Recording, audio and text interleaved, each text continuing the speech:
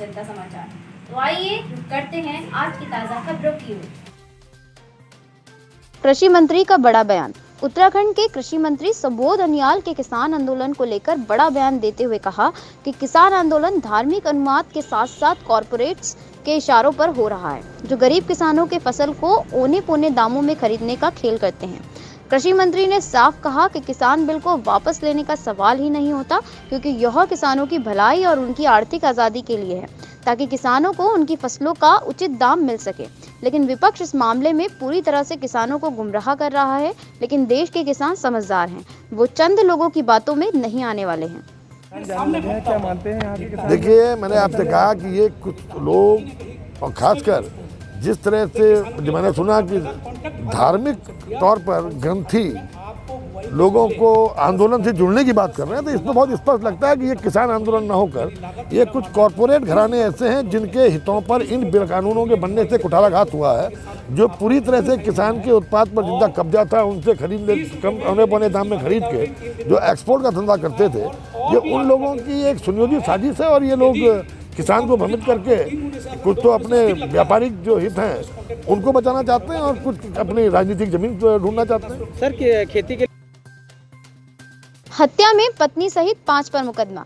हल्द्वानी के काठगोदाम में 24 तारीख की रात चांदमारी इलाके में ढाबा संचालक अमित कुमार की गोली मारकर हत्या के मामले में पुलिस ने जांच तेज कर दी है। आज पुलिस ने मृतक अमित की बहन की तहरीर पर अमित की पत्नी सहित ससुरालियों पर हत्या और हत्या के षड्यंत्र का मुकदमा दर्ज कराया है।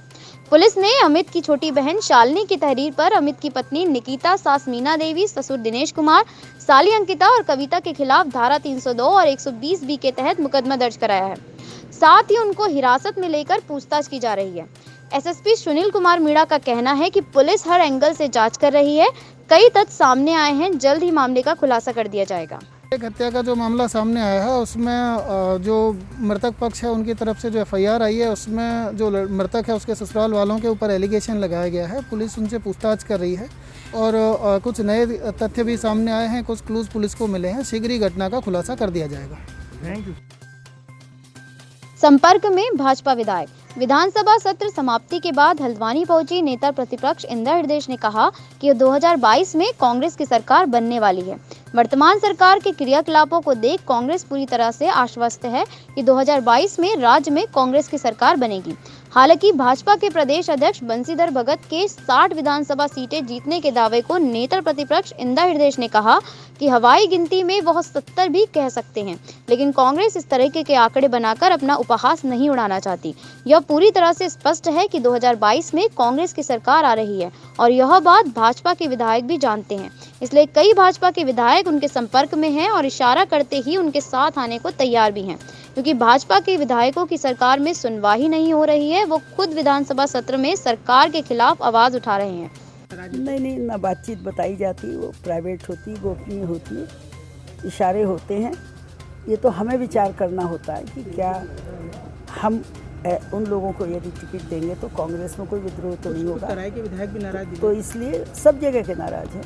नाराज नहीं, उन्हें लग रहा है अब हम नहीं जीतेंगे। तो हर आदमी जीतना चाहता है।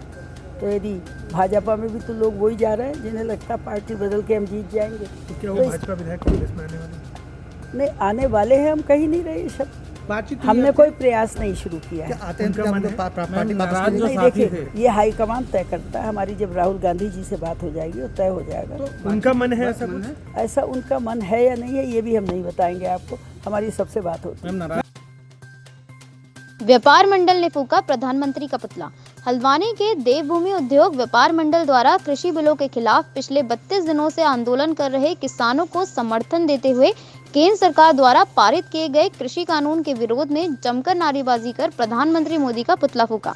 देवभूमि उद्योग व्यापार मंडल के प्रदेश अध्यक्ष हुकुम सिंह कुंवर ने कहा कि इस देश में किसान ही हैं जो देश के प्रत्येक नागरिक के खिलाफ भोजन की व्यवस्था करता है, लेकिन आज किसान पिछले 1 महीने से सड़कों पर अपनी मांगों को लेकर बैठे हैं और यह सरकार हठधर्मिता पर अड़ी हुई है। जबकि किसानों की मांगों को अब तक मान लिया जाना चाहिए था, लेकिन उल्टा किसानों को पाकिस्तानी और खालिस्तानी बताया जा रहा है। जिसका देवभूमि उद्योग व्यापार मंडल पुरजोर विरोध करता है और केंद्र सरकार से मांग करता है कि तत्काल इन काले कानूनों को वापस लेकर किसानों की मांगों को मान ले, नहीं तो पूरे प्रदेश में देवभूमि उद्योग व्यापार मंडल प्रदर्शन करेगा। क्यों आज पुतला दहन कर रहे हो आप? देखिए, पुतला दहन हम इसलिए कर रहे हैं कि एक महीने से करीब हमारे अन्नदाता आंदोलित है। सड़कों में कड़ाके की ठंड के बाद करीब 50 किसानों की शहादत हो चुकी है, अपनी जान दे चुके हैं 50 किसान भाई हमारे। और सरकार हठधर्मिता पे है कि वो तानाशाही रवैया अपना रही है और किसानों की मांग मानने के बजाय उनको दबाने की कोशिश कर रही है। उनको कभी खालिस्तानी कर रही है, कभी पाकिस्तानी कह रही है, कभी देशद्रोही कर रही है। तो हम किसानों के समर्थन में आज यहाँ पर बैठे हैं, इसलिए हमने उनका पुतला जलाया है उन बिलों का। अधिक जानकारी के लिए देखते रहें जनता समाचार। अगर आप हमारे न्यूज चैनल को सोशल मीडिया के फेसबुक पेज पर देख रहे हैं तो इसे लाइक करें, और अगर यूट्यूब चैनल पर देख रहे हैं तो आज ही हमारा चैनल सब्सक्राइब करें, वो बेल आइकन दबाएं। धन्यवाद।